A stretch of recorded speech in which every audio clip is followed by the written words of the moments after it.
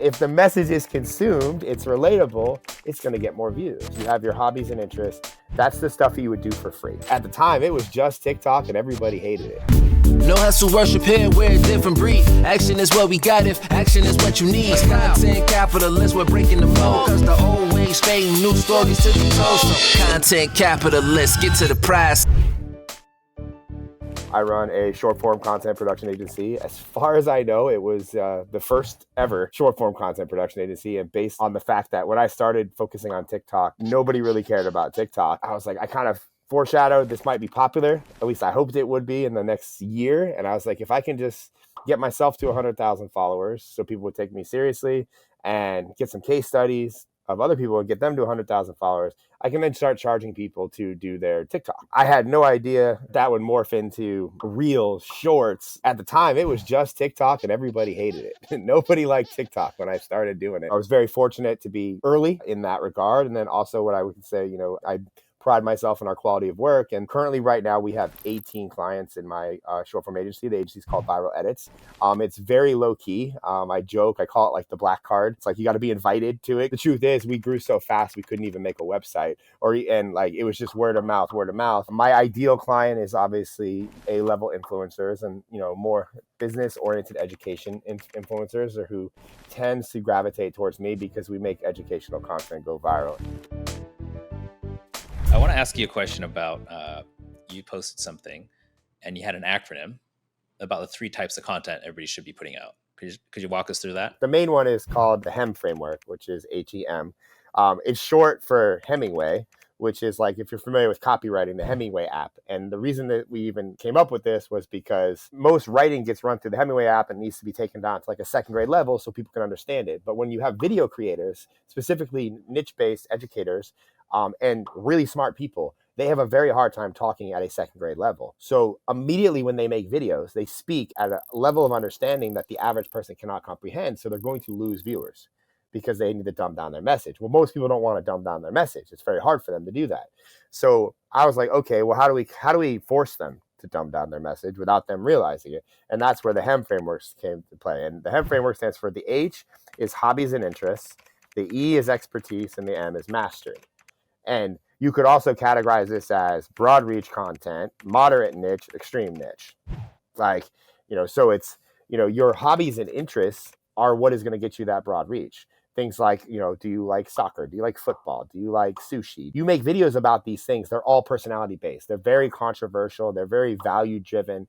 These are the videos that are going to go viral. They're going to get you millions of views. Then you have the second layer, which is expertise. And a lot of people start making content on the internet and they literally just forget about the entire person they were before they started making videos on the internet. Myself as an example, I made money as an affiliate.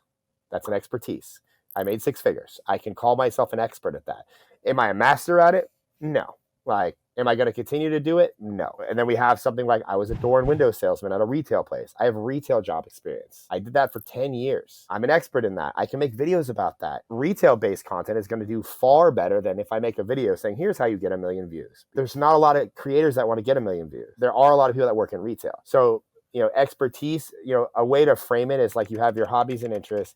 That's the stuff you would do for free. You would do it if you never got paid for it. Expertise is anything you've been paid to do up until this point. If money has been exchanged, you have value. You're an expert. It makes you an expert. And then we have the last layer, which is mastery, which is like, what are you doing that is making you rich?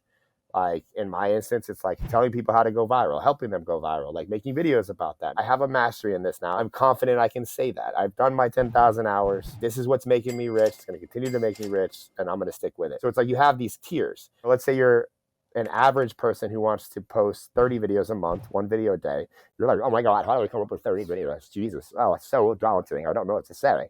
Well, it's like, okay, so 80-20 principle. If your goal is growth, 80% of your videos should be trying to get reach. So that hobbies and interests. I love my wife, so I can make some relationship videos. I love my kid. I can maybe make a parenting video. I drive a BMW M3. I can do a car video about my car. I mean, all these weird interests and thoughts and hobbies. So it's like when you're looking at it on paper, you're just like, it's very easy to kind of go, okay, 3 videos about this, 4 here, 5 here.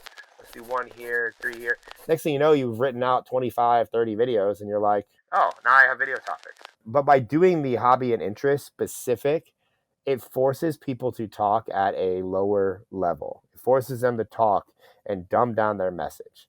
Because when you go from like this video of like how to the perfect date night for your wife if you got in a fight, to then talking about how to invest, cash in your 401k and turn it into a duplex. If the message is consumed, it's relatable, it's going to get more views. So that's like the HEM framework.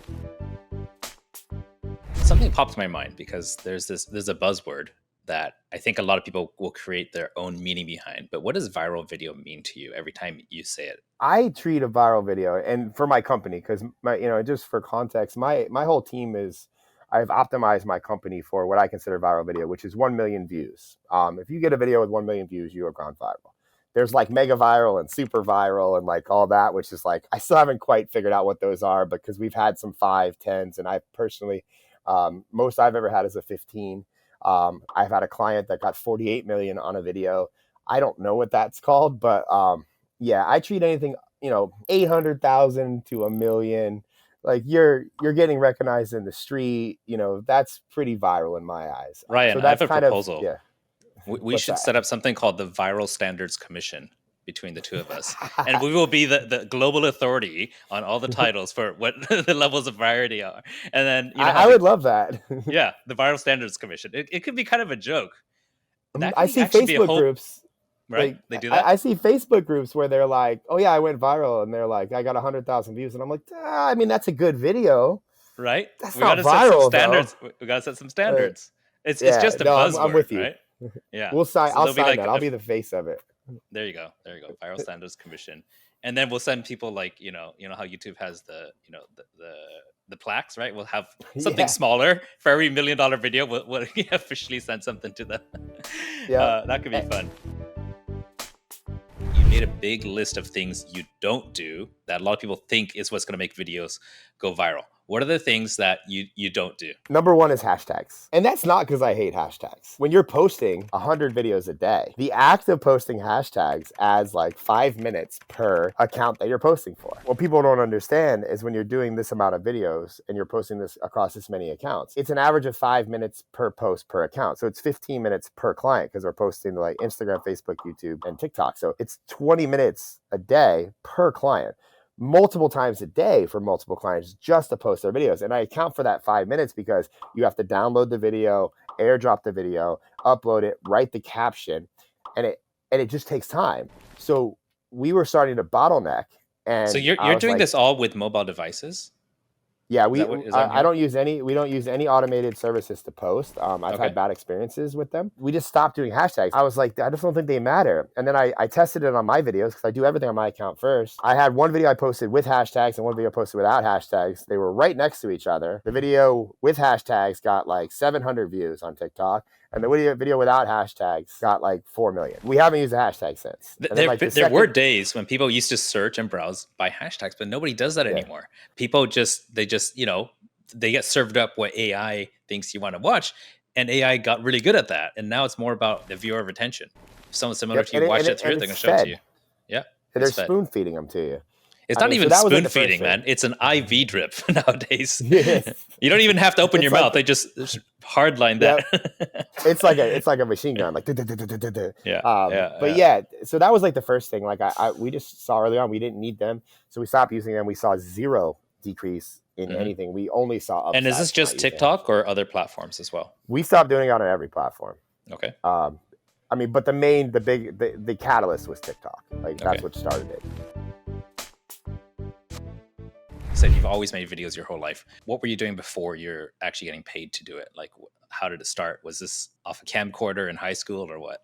Not that soon. I was I was an extreme sports kid, so I grew up racing BMX, right? Yeah. I actually turned pro when I was 25, and I was working as a door and window salesman at Lowe's Home Improvement, which is like a department store like Home Depot here in the U.S. I quit that because they would not allow me enough time off to go be a pro BMX racer. So I was like, you know what? Fuck it. Let's give this a whirl. I'm gonna regret it if I don't try to be a pro BMX racer. And I did. I actually was a pro BMX racer, and I realized after about a year that they don't make a whole lot of money. And that kind of morphed into, okay, I need to make money. How do I do this? Because I'm racing all the time and I'm traveling, so I can't really have a regular job anymore. So I picked up a book. You probably heard of it, The 4-Hour Workweek with Tim Ferriss. And that book just kind of opened my eyes to selling products online. And at the time, this is like before YouTube. I begged my parents to get me a video camera because, yes, I was that broke at 26, 27 years old. I was like, I need a video camera. I can make money with this. We'll get rich, Dad. Thankfully, I somehow managed to get a video camera. I don't know where it came from, but it was a flip cam. I started recording my workouts and I started posting them, teaching BMXers how to get faster on their bikes. And then I turned that into a DVD. I taught myself how to code. I made a website, and then I taught myself how to sell DVDs through the internet. This is before streaming was a thing, before people get all uptight about it. This is like my preferred platform at the time was Vidler, because Gary I remember Vee, that. Yeah. Yep, because Gary Vee said Vidler was the best one, and it wasn't. I should have stuck with YouTube, but but that was like I self-funded. I made videos. I got sponsorships for my videos. I made money from my videos early on, and I was like, this is crazy. Hey, you made it all the way to the end of the video, and I hope that there was something valuable in here that you can use right away in your content creation journey. By the way, if you want to listen to the full uncut version, there's 2 ways to do it. Number 1 is to click this card right around here, where it's going to link to my other YouTube channel, where there's going to be the full-length videos completely in there, and you could have that longer, in-depth conversation. Also, down below, if you'd rather listen to the full-length versions, then there's going to be links to your favorite podcast platform. As always, don't forget to share this with somebody who'd appreciate it, and give this a thumbs up if you enjoyed the video. All right, that's it. I'll see you next week. No hustle, worship here, we're a different breed. Action is what we got if action is what you need. Content capitalists, we're breaking the mold. Cause the old ways fading, new stories to be told. So content capitalists, get to the prize.